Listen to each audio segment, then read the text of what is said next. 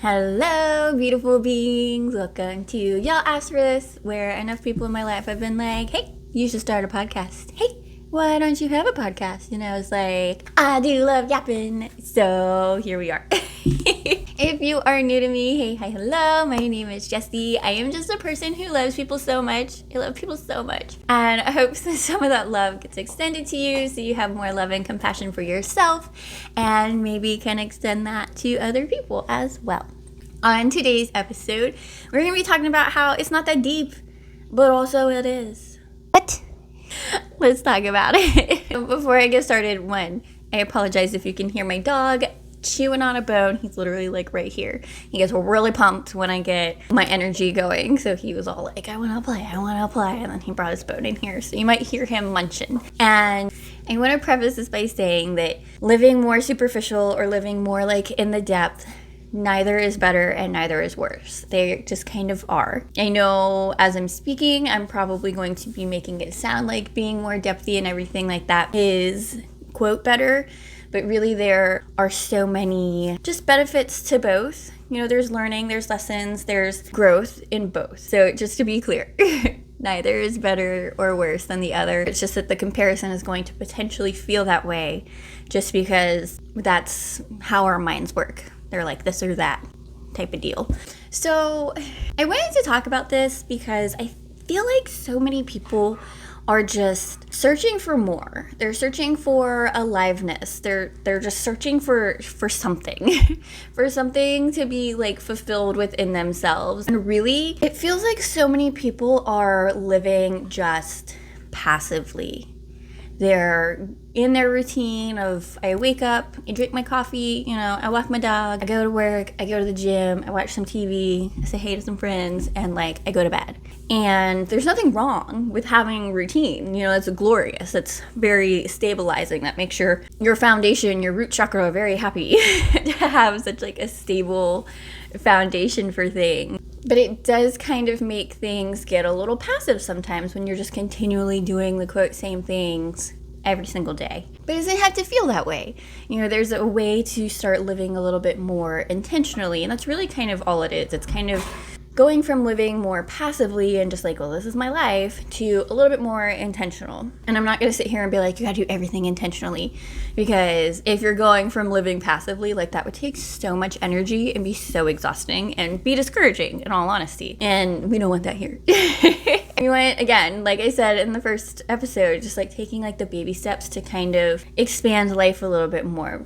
Now, I say that there's really nothing wrong with living in that passive kind of routine. And as an example, starting this podcast, it's very jarring getting something started. If you've ever started a new job or a creative project, there's a time where you're figuring things out. So having this other aspect of my life that's super stable and super routine is really nice, because again, if too much is changing all at once, then it feels a little bit chaotic and just everything feels, unsettled. So having things I wake up, that was my routine, by the way. I do wake up and walk my dog and have my coffee and all of that stuff.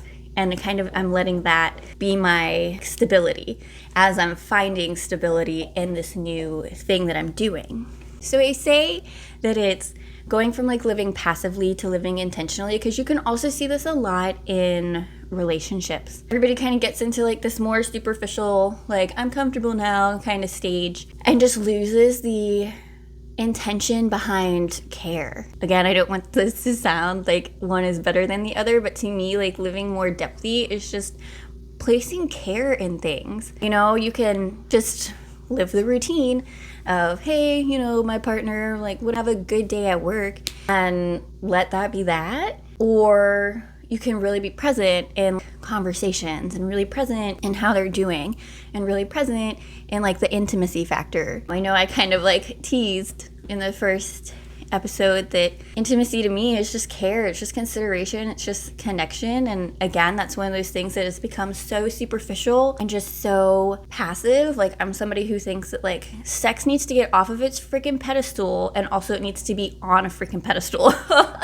at the same time. And I say that because it's become like this thing that's just like so sought after, and that's just like people using each other versus what it can be, which is really like being present with somebody, being in an experience with somebody, really getting to know somebody and their body, you know, like it's just care, it's just consideration. And again, you see it a lot in relationships where things start to be out of like obligation, and that's no fun. Energetically, you can feel that.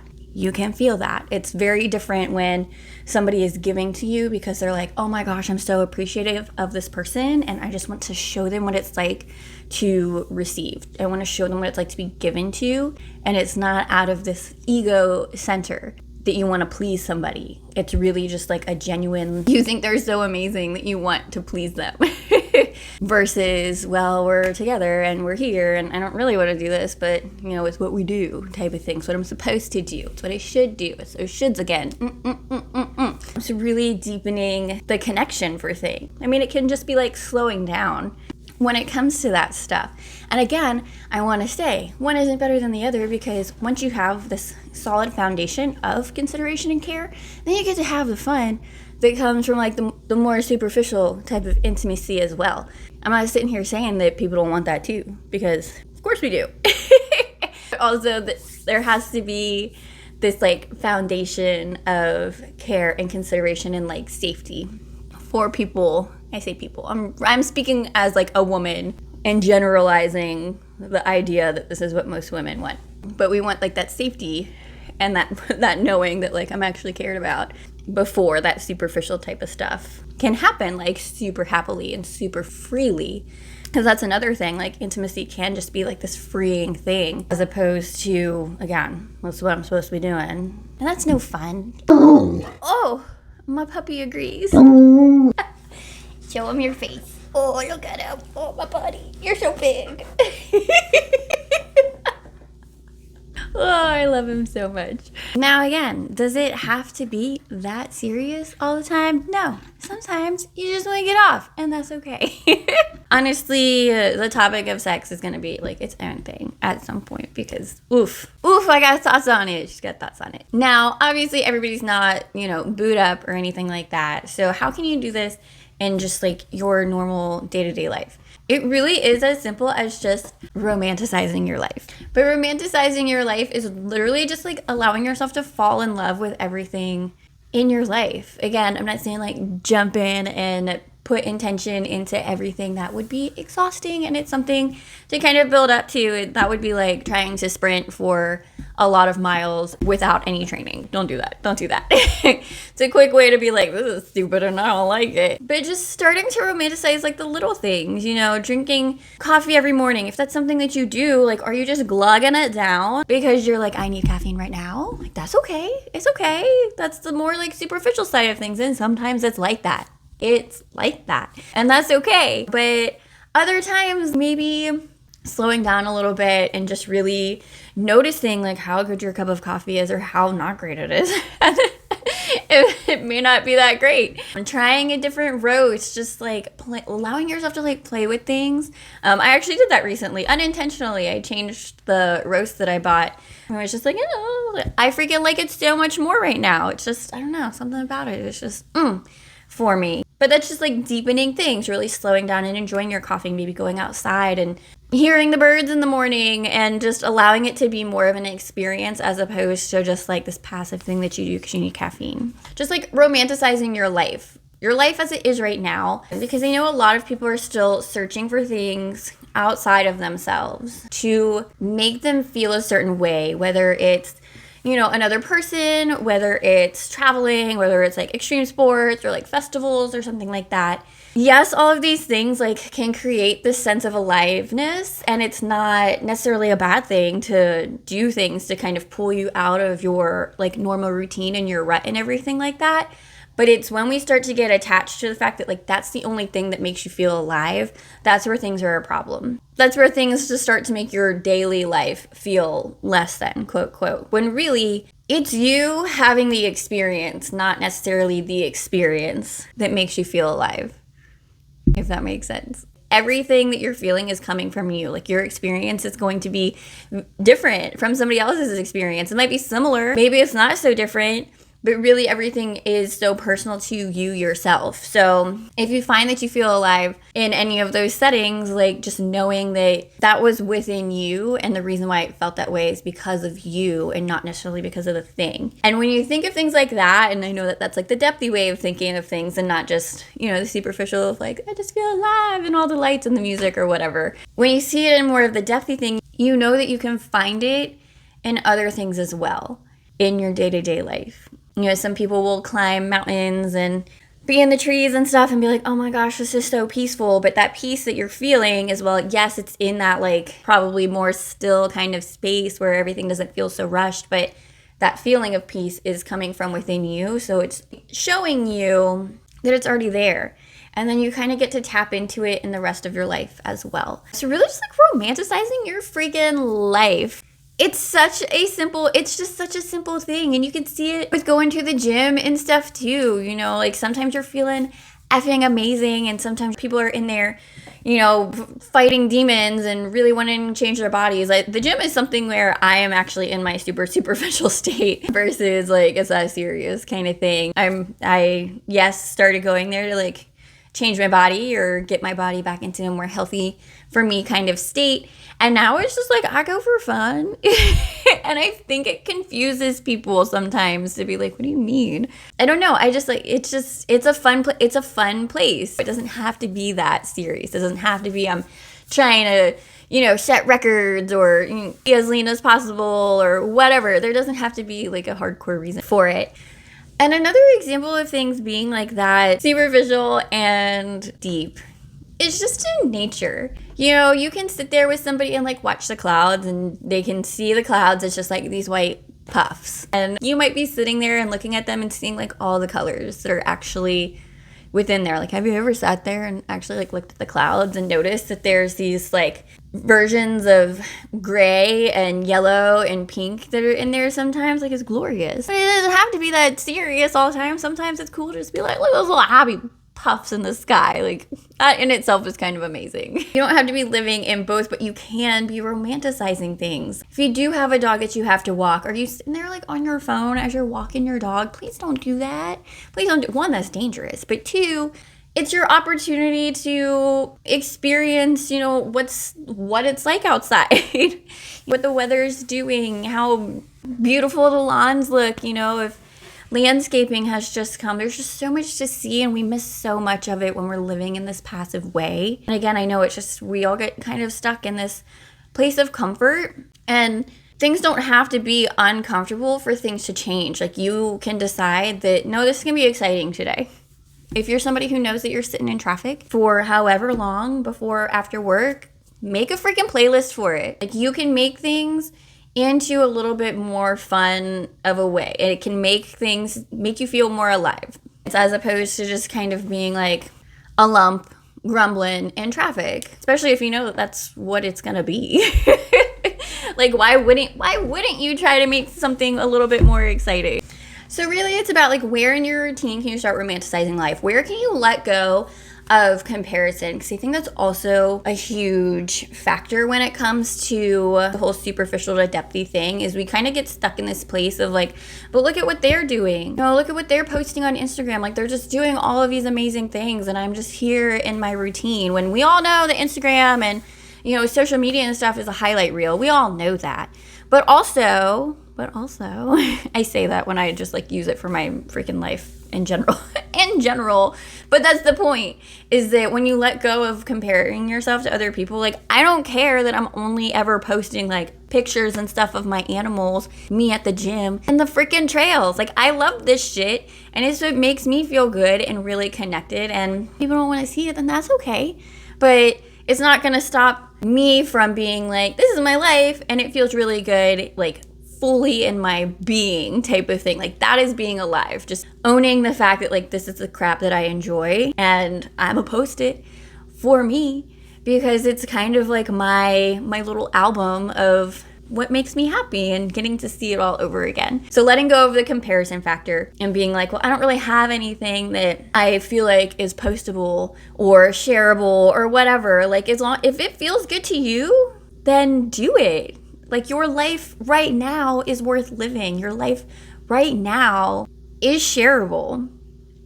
Your life right now, even if you're not living in the depth, is something to romanticize. Like, it's such a beautiful just state of being. Even in the superficial, such a beautiful state of being. Like, when I go to trails, right now we've officially hit fall, but when I go to trails, sometimes it's just aggressively looking at the trees and being like, oh my gosh, like, why are you so beautiful? And that's such it's such a superficial concept, and I know I feel it deeply, but to keep it in like the it's not that serious type of vibe, like, that's such a superficial thing.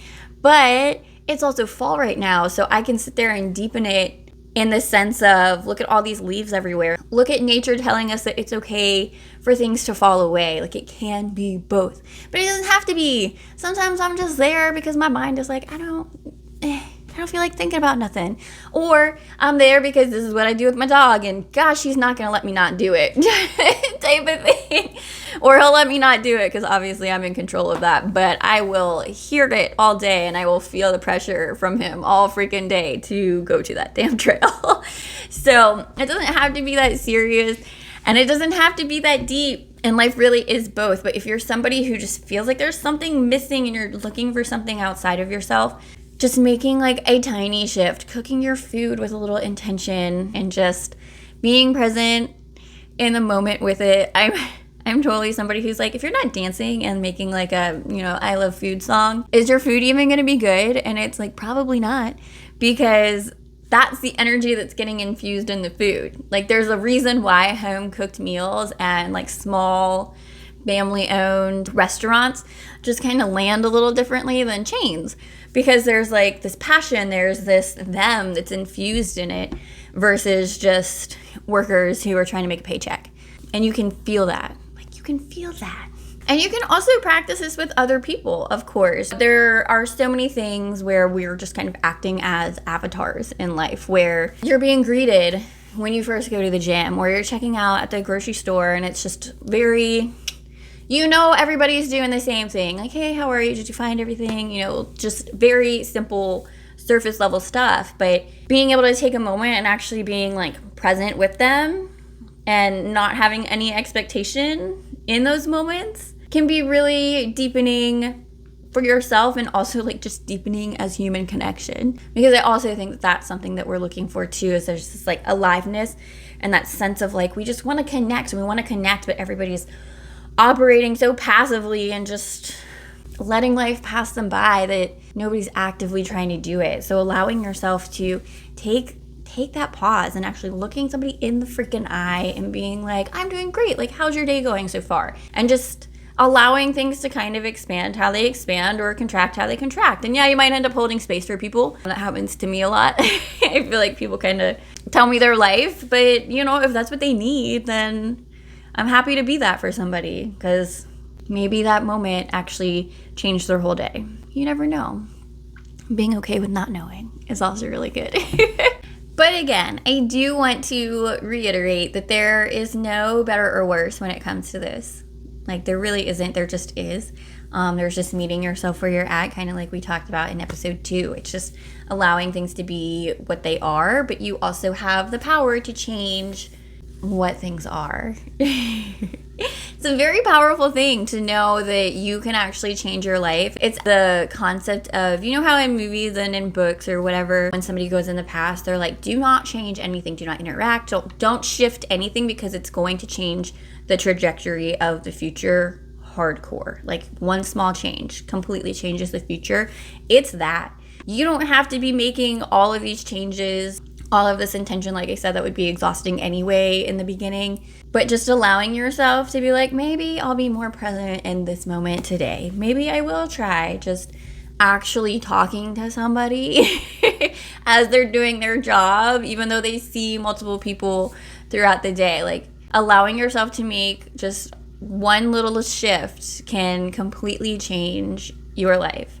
And that might be kind of a scary concept because obviously people can think of that in like the negative aspect. Well, if I don't do this, but there's so much more power in the lighter frequencies than there are in the heavy frequencies. I just think that collectively the consciousness is still, it oscillates a little bit more in that fear and that anger and that desire and that pride aspect of things. And those are very energetically powerful emotions to have. But really, it's being in that neutral state, that willing state, that like understanding state, that loving state that creates just so much more lightness. So again, even though things might feel like me at times, as long as you can still take the steps to getting into the higher frequencies and everything like that, like it's not only changing your life, but it really does change the collective consciousness as well. We do have a collective consciousness. Ooh, and an example of that, because again, like it's not that serious, but like it also kind of is. When I first was deciding to do this, I remember journaling one day and being and writing out that there's fear. And I remember kind of reading it and being like, that's weird. Like, I don't speak like that. Like, why would I say like there's fear as opposed to like, I'm afraid of this or I have fear or something like that. And it wasn't my fear. It was the fear within the collective consciousness of being judged, of being seen, you know, doing this kind of stuff. You're opening yourself to all of it. Anybody can talk about like how I look, how I sound, all of it, what I'm talking about. You're just opening yourself up to a lot. And honestly, like, it's not that serious because people have opinions and that's okay, but it also can be that serious if you have insecurities and stuff like that. But that's what I mean when I say the collective consciousness, is that like that wasn't really mine. And because I could recognize it as it not being mine, I was able to kind of like not attach myself to it and still move forward in doing this type of stuff. And that's where having like the superficial and depth awareness and play can come in, because you can start to really notice what is actually you and what isn't you. And you get to decide what is actually you and what isn't you. And that's the point. Like in that moment, I was just like, that ain't me. I mean, clearly, because I don't write like there's fear. Like it was such a weird way of wording things. I was so like, what? So again, starting this stuff, it's not that serious. It's not that deep, but also it is. But also it is. And that's just kind of life, and being able to romanticize like every aspect of it that you can, just letting yourself be present. It's all that. Really, let's just chalk it up to what it is. It's presence. It's presence in the moment and allowing yourself to experience things, as opposed to just walking through your day like a zombie. Which a lot of people are doing, and that's okay. Sometimes we gotta zombie out. Sometimes we do. And you'll start to notice your flow in your patterns as well. I find a lot of the time I can be stupid productive one day and then the next day just be down for the count. Or I know that if I'm having a down for a count day where I just like, I want to do things, but like nothing is lighting me up. It's just I end up in bed like freaking scrolling on Instagram all freaking day, or reading a book and just getting, quote, nothing done. It's not that serious, because I know the next day, typically when that happens, I'm on. Everything gets done effortlessly the next day. That's also very like listening to my human design authority and stuff like that, which is why it's good to get to know yourself. But you start to notice your patterns as well, where you don't have to feel like everything is like all the time. It can be superficial. So where are there some points in your life, some aspects in your life that you feel like you can like drop in a little bit deeper? Where are those spots that you can just find a tiny bit more excitement, put some energy behind it, allow yourself to feel alive? Your life is right now. It is right now. And I know that society will teach us a lot of the time that we have to have it all figured out. As somebody in their 30s, like I know that in your 20s, you're kind of taught that you're supposed to be figuring all that crap out. Figure out your life. You should have it all figured out by the time you hit 30. No, you don't. No, you don't. Or that is the time for living. Hilarious. Every day, every age is a time for living. It's not that serious. Let yourself experience life at all of the different ages. Your entire life is for living. So start living now. You get to decide if you want to start living now, or if you want to continue in the passive way. It's okay. Either way. These are just ideas to play with and thoughts to ponder. I hope that this episode was helpful. Thank you so much for making it to the end. Please consider liking and subscribing. I love to know when things kind of hit home for you, or if you're still like, this bitch is crazy. It's okay. I can be a little out there sometimes. I'm okay with it. I love myself. I think it too, trust me. I hope you have a wonderful rest of your day, morning, night, weekend, whatever it is. Enjoy some time within yourself. Everything that you need is already inside of you to feel alive, and your life is absolutely beautiful. Okay, bye!